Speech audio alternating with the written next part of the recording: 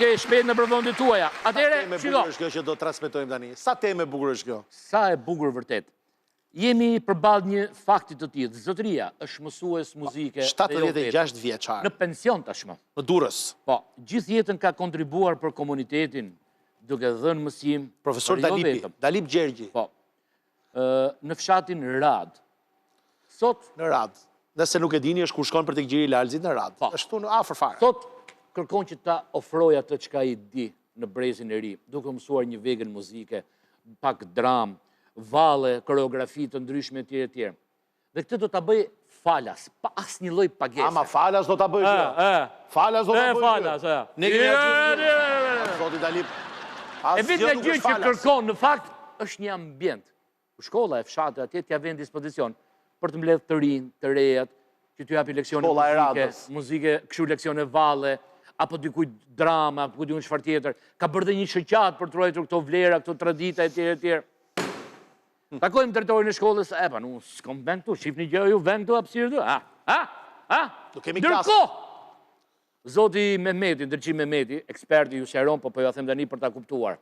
Ka një qasje pozitive të kryeministit që thotë të ndihmojnë këto lloj njerëzish, të afrohen në shkollë të njerëzit. Zonja Kumbaro, absolutisht është prioriteti yni këto. Mi po, hajde musha me në këtyre poshtë në bazë. Në realitet që ndodhë? Se në Instagram jemi perfekt ne. Në realitet jemi... Jesen. Dijeni hapin e parë.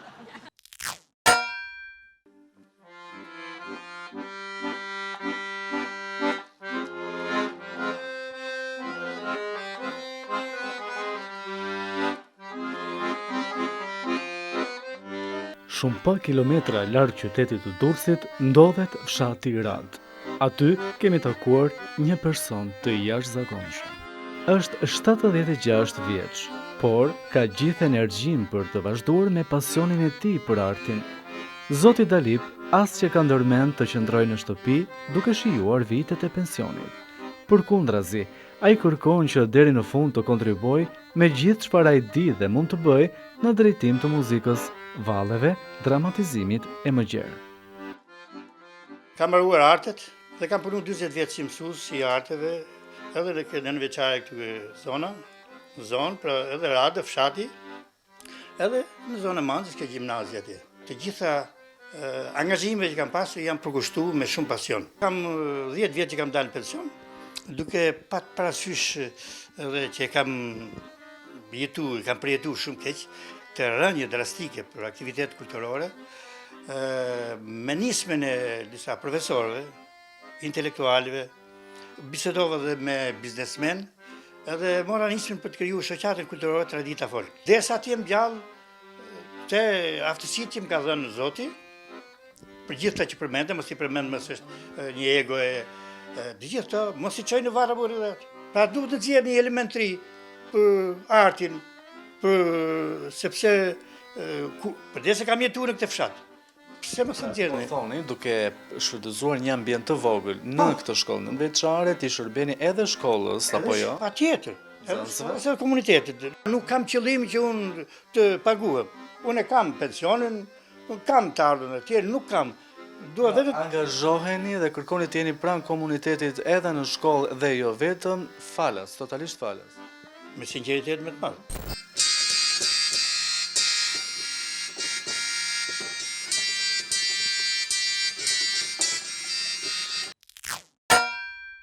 Po mirë, më kjo shkolla e Radës, jam i bindur që është me mangësi nxënësish. Si çdo shkollë fshati në këtë vend që po ikin nxënësit. Nuk e ka një klasë për këtë profesorin që të mësojnë filharmonikën, fyellin, klarinetën, organon, vallen, pianon apo jo. Teatr. Nuk keni, Në fakt e konfirmon drejtori i shkollës. E njohim, tha profesori, tha, kemi respekt për punën e tij, kemi nderim për punën e tij, tha, po çfarë themën, tha, gjiko, tha, s'kemi. Pra mbas ditëve, palestrat e shkollave të paktën në Tiranë që i dëgjoj du, jepen, luajnë fëmijët, ku me leke, ku pa lek, çrëndësi ka kjo pjesë, po kanë aktivitet. Me sa diun, shkollat kanë program dhe orë artistike, me sa diun, me që e kanë fëmijën në fillore për momentin, kanë edhe kështu program artistik. Ashtu dhe. Po me sa duket shkolla në Radë, drejtori nuk ka hapësira, si që shikoni tha, jemi nguqë, nuk jemi kurim. Drejtor, Shikoj e ndryshe, jo pse folëm ne, po shikoj e ndryshe për atë që ka ti mendon për brezin e ri, që të ketë një qasje tjetër, të praktisi rrugët dhe shëtitjet, apo celular dhe iPhone, ata që ka Samsungra, le të vinë atje në shkollë, të mësojnë vallen, të mësojnë pak muzikë, pak drame, tjere. A ka më bukur sa kjo. Këto shkolla të gëllojnë. E gjenë një ambient ku të duha. Ke zyra jote, drejtor? Të gëllojnë. Zyrën tënde. Të gëllojnë shkolla të hapet o borri, ku të luajnë fëmijët basketbol, futbol, klasa muzikës të gëllojnë të ketë fëmijë. Që mos të shkojnë në lounge duke pi shisha, po të bëjnë artë. Dijeni pak drejtorin, dijeni.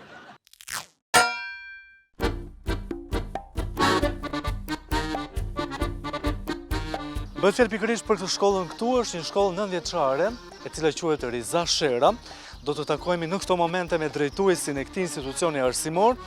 Është kjo shkollë për të cilën ka shprehur interes zoti Dalip. Të shohim se ç'do të na thotë drejtuesi.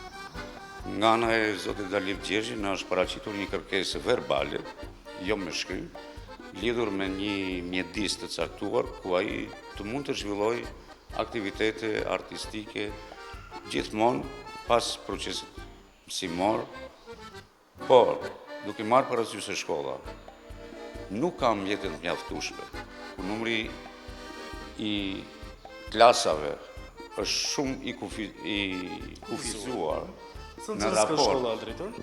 Shkolla ka gjithsej 115 nxënës, që i përkasin cikleve nga parashkollori? Nga parashkollori deri në klasën e 9. Shkolla është rikonstruktuar, mjediset nuk janë të përshtatshme dhe nuk kanë hapësira të duhura mbi gjitha për zhvillimin e këtyre veprimeve. Ne ja kemi sqaruar personit në fjalë, lidhur me këtë gjë, dhe themi që nuk kemi hapësira, nuk kemi kundër zhvillimit të veprimtarive, se primarja është që nxënësit përveç mësimit të kenë edhe arktimin. Në mënyrë që të rritin sa më mirë, sa më shëndetshëm, që të marrin dije dhe kulturë bashkëkohore, por shkolla jonë nuk mund t'ia ofrojë këtë mundësi.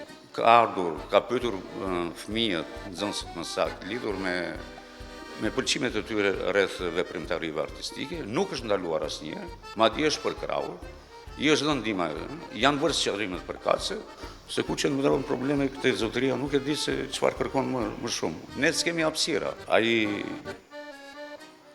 ka dhënë shumë kësaj zone lidhur me këto veprimtarit, madje është edhe shkruesi disa monografive, mos gabojmë, themeluesi një shoqate me të cilët ai kërkon të promovojë zonën, vlerat, traditat artistike, gjithçka që ka të bëjë me këtë komunitet.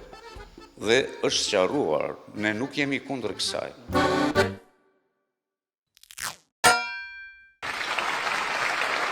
S'kemi bë. Nëse unë do ta quaj pak realisht të nxituar. Drejtori ka një farë të drejtë se këto aktivitete duan sken me rotativ. Duan ndriçime, patjetër, po duan orkestrën, po dirigentin, po duan kostumografi, rrobat, duan grimjer, duan koreografi.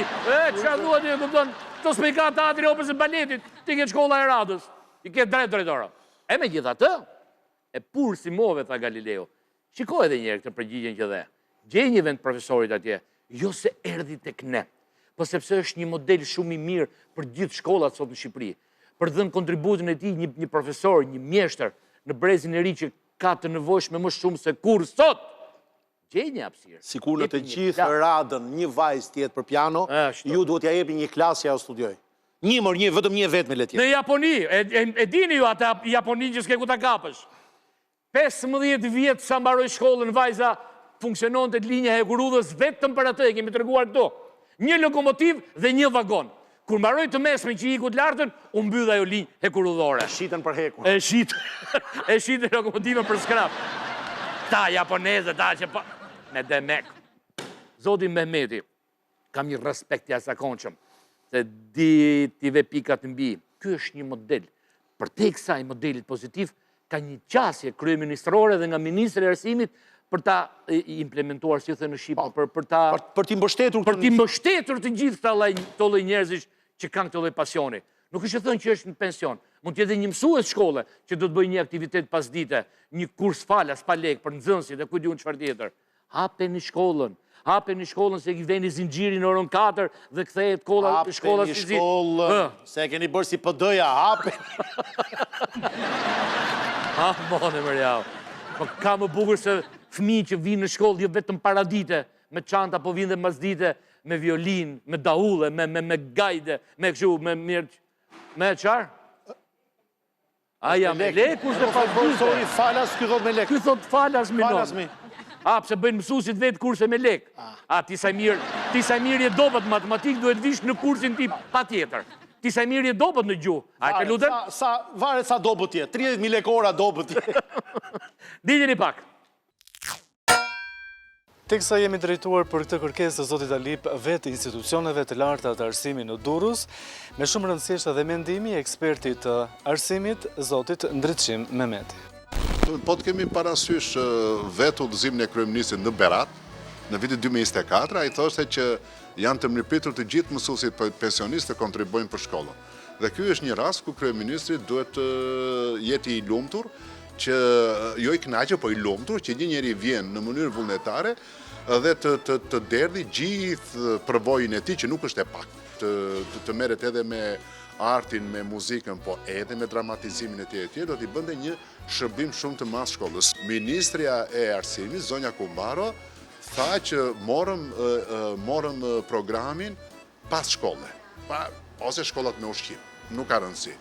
Por ekziston edhe programi qendra komunitare, shkolla qendra komunitare. Po ne po marrim këtë dhe tha, do t'i vëm shumë rëndësi, tha, fjalë për fjalë. Arteve dhe zejve, ja ku e ka mundësinë. Fakti që thuhet që nuk ka infrastrukturë, tregon që ne nuk kemi vizion për arsimin. Sepse e para njerë ne kemi infrastrukturë 24 dhe 7 në 7, ato që i quhen palestrat, që i vëm në shërbim të privatisht, por nuk pas kemi për mësimin e arteve dhe zejve. Artet duan thjesht një klas të skicuar nga vetë profesori, i cili të thot hiqini këto bangat dhe më lëni 4 vende, do një dras dhe do edhe një 2 gjëra që janë shumë të thjeshta. Dhe në këtë rast nuk bëjmë fjalë për një njeri, bëjmë fjalë për një model që duhet marrë, duhet përhapur në të gjithë vendin për të kuptuar se edhe atje ku ne mund të mos kemi një profesionist, mund të gjëndet një i tillë me vullnet të mirë dhe me dëshirë nga të dyja palët.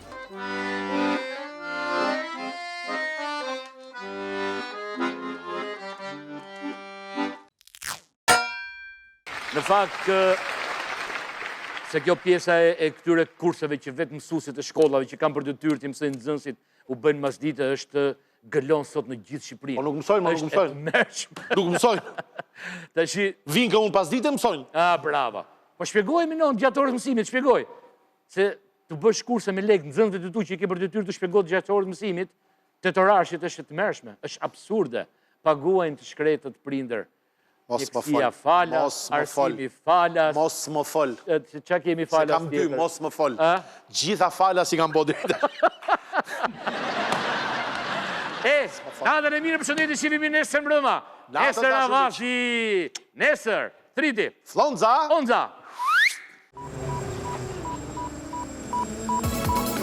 067 220 88 88. Denonconi me video çdo gjë që ju duket e padrejtë, sepse gazetarët më të mirë investigativ jeni ju.